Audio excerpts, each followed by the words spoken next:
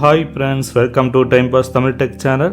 நாம் இன்றைக்கி பார்க்க போகிறது கர்நாடக மாநிலம் மைசூரில் அமைந்துள்ள இந்த அரண்மனை. இந்த அரண்மனைக்கு 4-5 பேர் இருக்குது. மைசூர் அரண்மனை, அப்படி இல்லைன்னா அம்பாவிலாஸ் அரண்மனை, கடைசி அரண்மனை, பழைய அரண்மனை, மரத்தாலான அரண்மனைன்ட்டு பல பேர் இந்த அரண்மனைக்கு இருக்குது. இதோட பழைய அரண்மனை 1891ஆம் ஆண்டு தசரா விழா நடந்துகிட்டு இருக்கும்போது திடீர்னு தீப்பிடிச்சு அது சாம்பலாக எரிஞ்சு போயிடுச்சு. அதுக்கப்புறம் 1897ஆம் ஆண்டு கிருட்டிணராசன உடையார் மற்றும் அவங்க மனைவி ஹெம்ப நஞ்சமணி தேவி அவங்க 2 பேரும் சேர்ந்து 1897ஆம் ஆண்டு கட்ட ஆரம்பிக்கிறாங்க. 41,50,000 ரூபா செலவாயிருக்கு. அப்போ யார்கிட்ட ஒப்படைச்சிருக்காங்கன்னா பிரிட்டிஷ் கட்டிடக்கலை கலைஞர் ஹென்றி இர்வின்கிட்ட ஒப்படைச்சிருக்காங்க. அவர் 15 வருஷத்தில் முடித்து அவங்ககிட்ட ஒப்படைச்சிட்டாரு. மேற்கொண்டு அந்த அரண்மனையோட முன்னுழைவாயிலிருந்து மைதானமும், அடுத்து ராச தர்பார் மண்டபமும், அடுத்து உள் நுழைஞ்சா மல்யுத்த மைதானமும், அடுத்து உள்ள நுழைஞ்சா அந்தப்புறம்னு இருக்குது. மொத்தம் இதில் 175 அறைங்க இருக்கும். அரண்மனையோட மொத்த பரப்பளவுன்னு பார்த்தீங்கன்னா 50,000 ஹெக்டேர் இருக்கும். இப்போ வாங்க வீடியோக்குள்ளே போகலாம். இதில் டிக்கெட் ரேட்டுன்னு பார்த்தீங்கன்னா பெரியவங்களுக்கு 150, சில்ட்ரன்ஸுக்கு 70, ஸ்கூல் ஸ்டூடெண்ட்டு குரூப்பாக அவங்களுக்கு 50, ஃபாரினர்ஸுக்கு 1000, ஃபாரினர்ஸோட குழந்தைங்களுக்கு 500 அந்த மாதிரி கொடுத்துருக்காங்க. இதுதாங்க தேர், இந்த அரண்மனையோட தேருங்க. நாங்கள் போனப்போ தேர் ஓட்டிகிட்டு இருந்தாங்க. வாங்க உள்ளே போகலாம். இந்த அரண்மனை தரைமட்டத்திலேருந்து அதோட கோபுரம் வர உள்ள உயரம் எவ்வளோன்னு பார்த்தீங்கன்னா 145 அடி உயரங்க. அதில் மிகப்பெரிய நுழைவாயில் இருக்கும். அதில் திறந்தவெளி ஹால்கள், எல்லாம் ஓப்பன் ஹால்கள் இருக்கும். மேலே மாட மாளிகை இருக்கும். கூட கோபுரங்கள், அந்த குவிஞ்ச கோபுரங்கள்லாம் இருக்கும். இது பார்க்கறதுக்கு பிரம்மாண்டமாக இருக்கும். இந்த இடம் தாங்க நம்ம காலணிகள், செப்பல்ஸை இது ஃப்ரீ டோக்கன்ஸ் அங்கே கொடுத்து செப்பல் ஒரு பையில போட்டு கொடுத்துட்டு போயிடலாம். அடுத்தது நம்ம உள்ளே போனோம்னா செக் பண்ணிட்டு நம்ம பேக்கில் எதாவது இருக்கான்னு செக் பண்ணிட்டு வெளில விடுவாங்க. இது பழங்காலத்தில் பயன்படுத்தினா இங்கே போருக்கு பயன்படுத்தின இராணுவ தளவாடங்கள். இந்த குவி மாடங்கள் பாருங்கள், எவ்வளோ அழகாக இது கட்டியிருக்காங்க. இங்கே கண்காட்சிக்கு வச்சுக்கிறதெல்லாம் அவங்க பயன்படுத்தின பொருட்கள், சிற்பங்கள், அது எல்லாமே அந்த உள்ளே வச்சுருக்காங்க. அதை நம்ம கொஞ்சம் டிஸ்டன்ஸில் இருந்து தான் நம்ம பார்க்க முடியும். அரசர்கள் பயன்படுத்திய அந்த சாமி ஃபோட்டோக்கள், சாமி சிலைகள் எல்லாமே இங்கே இருக்குது. பாருங்கள், சிலைகள்லாம் நல்லா வச்சுருக்காங்க. அந்த அரண்மனையோட இதுவும் வச்சுருக்காங்க.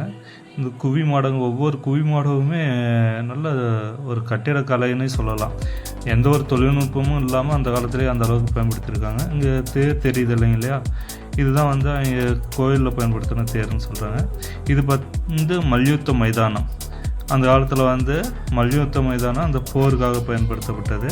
இங்கே உள்ளே வந்தீங்க அப்படின்னா அந்த சிற்பங்கள்லாம், அந்த பெயிண்டிங்ஸ் எல்லாம் அழகாக வரைஞ்சிருக்காங்க. அந்த ஒவ்வொரு சுவர்லேயும் அந்த காலத்தில் என்ன நடந்ததுங்கிறத அழகாக வரைஞ்சிருக்காங்க.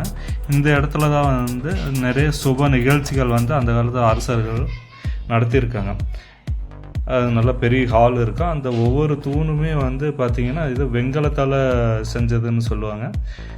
ஒரே டிசைன்ஸாக இருக்கும், நல்லா ஒரு இதாக இருக்கும். அந்த கோல்டன் கலரில் பாருங்கள். இந்த நடுவில் தான் அந்த சுப நிகழ்ச்சிகள் நடத்துறது. அங்கே நமக்கு இப்போ போகிறதுக்கு அலோடு இல்லை, ஏன்னா சுற்றியும் ஒரு கயிறு மாதிரி கட்டி விட்டுருக்காங்க. இந்த குவி மாடங்கள் பாருங்கள் எவ்வளோ அழகாக இருக்குது. நான் அந்த காலத்தில் இந்த மாதிரி ஒரு குவி மாடங்கள் கட்டுறது மிகப்பெரிய விஷயம். மேலே இருக்கிற குவி மாடங்கள் அந்த இது மரத்தாலேயே அதை கட்டியிருக்காங்க. மேலே இருக்குது இல்லைங்களா, அந்த இது மரத்தாலேயே கட்டியிருக்காங்க. ஒவ்வொரு தூணும் ஒரே சைஸாக இருக்கும். அந்த வெண்கலத்தில் ஒரே சைஸாக அது கட்டியிருக்காங்க. அதனால் அது பெயிண்டிங் டிசைன்ஸாக கொடுத்துருக்காங்க. மேலே தெரியுது இல்லைங்களா, அதில் மகாராணியார், இளவரசியார்லாம் அந்த மேல் இதில் உட்காந்து அவங்க பார்ப்பாங்க அந்த நிகழ்ச்சியெல்லாம். அந்த காலத்தில் அந்த ராஜா அவங்களுடைய ஃபோட்டோஸ் பார்வைக்கு வச்சுருக்காங்க. எல்லாமே பெயிண்டிங்ஸு, அந்த ஃபோட்டோஸ் எல்லாம் வச்சுருக்காங்க. அதில் கீழே நேம்ஸ் எல்லாம் வச்சுருக்காங்க. ராணியார், குடும்ப வாரிசுகள் எல்லாமே அந்த ஃபோட்டோஸில் வச்சுருக்காங்க. இவங்க தான் மகாராணி கெம்ப நஞ்சமணி அம்மா தேவி. இவர் மகாராஜா கிருட்டிணராச உடையார் இவருங்க. அவருடைய ஃபோட்டோஸ் அந்த இதுலேயே இருக்குது பாருங்கள்.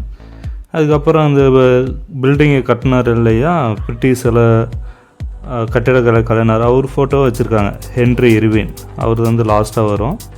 இப்போ அந்த மகாராஜா ஃபோட்டோ, அவங்க குடும்ப வாரிசுகள் ஃபோட்டோ தான் வச்சுருக்காங்க. அப்படி வந்துகிட்டே இருக்கும் லைனாக.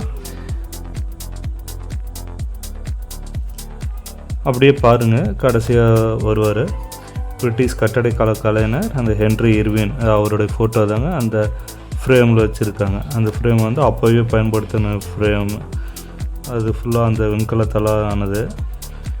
இப்போ பாருங்கள், ஒவ்வொரு அமைச்சர்களுக்கும் வந்து அந்த இது அமைச்சிருக்காங்க, அப்படியே சிலையாக மெழுகு சிலை மாதிரி அப்படி வடிவமைச்சு வச்சுருக்காங்க. இது பார்க்குறதுக்கு அப்படியே தத்ரூபமாகவே இருந்ததுங்க. நிறைய பேர் வந்து புகைப்படம் எடுத்துக்கிட்டாங்க, ஃபோட்டோஸ்லாம் எடுத்துக்கிட்டாங்க. இது ரொம்ப நேச்சுரலாக இருக்கிற மாதிரியே இருக்குங்க. அடுத்தது மகாராணியார் பயன்படுத்தின நகைகளோட அந்த பெட்டிங்க, நகைகள் போட்டு வைப்பாங்க இல்லைங்களா, அந்த பெட்டிகள், ஆபரண பெட்டி, அது வந்து பார்வைக்கு வச்சுருந்தாங்க. ஒவ்வொரு பெட்டி எப்படி இருந்தது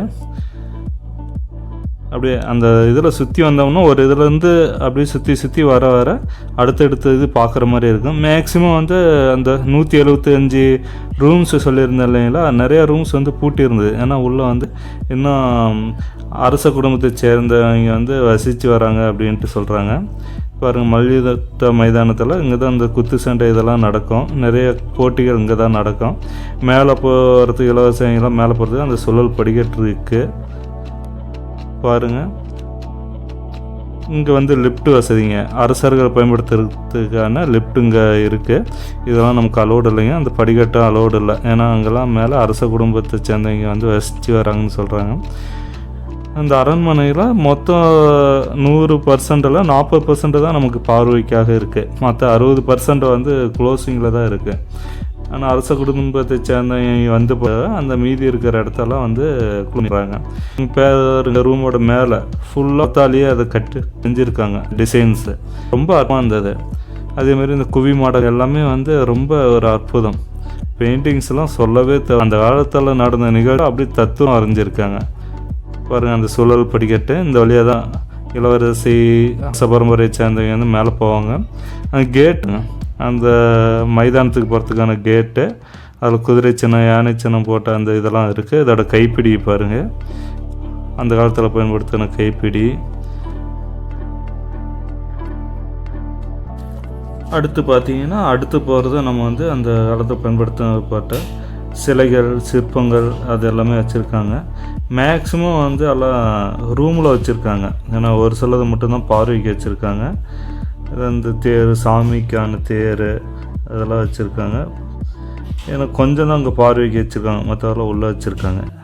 அடுத்து நம்ம ஃபஸ்ட்டு ஃப்ளோருக்கு போகிறோம். ஃபஸ்ட்டு ஃப்ளோருக்கு அங்கே போகலாம். பாருங்கள், ஸ்டெப்ஸில் போயிட்டுருக்கோம். இங்கே கண்ணாடி வச்சுருக்காங்க. இங்கேருந்து பார்த்தா ஆப்போசிட்டில் இருக்கிறது தெரியும். இவர் தாங்க கிருஷ்ணராச உடையார் அரசர். இவர் தான், அவருடைய பாதுகாவலர் தான் நிற்கிற மாதிரி வச்சுருக்காங்க.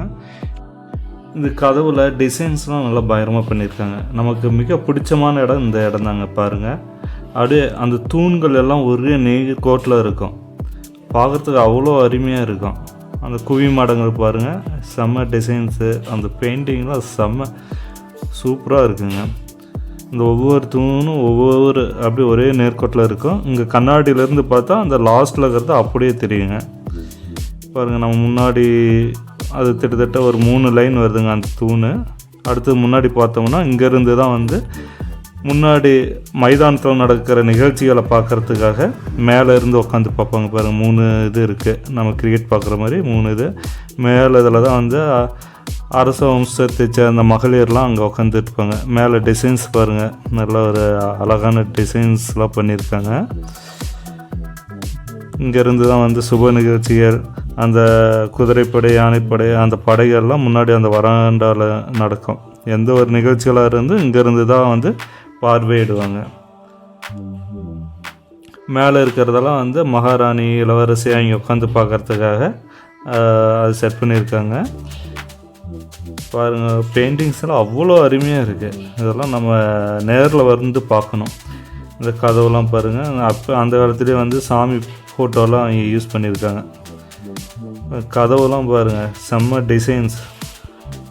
பாருங்கள், கதவுலாம் செம்ம டிசைன்ஸாக இருக்கும். லெஃப்ட் சைடு அப்படியே பார்த்தீங்கன்னா இந்த படிக்கட்டு வழியாக தான் அரச குலத்தை சேர்ந்த மகளிர்லாம் மேலே போய் அந்த ப்ரோக்ராம்லாம் பார்ப்பாங்க.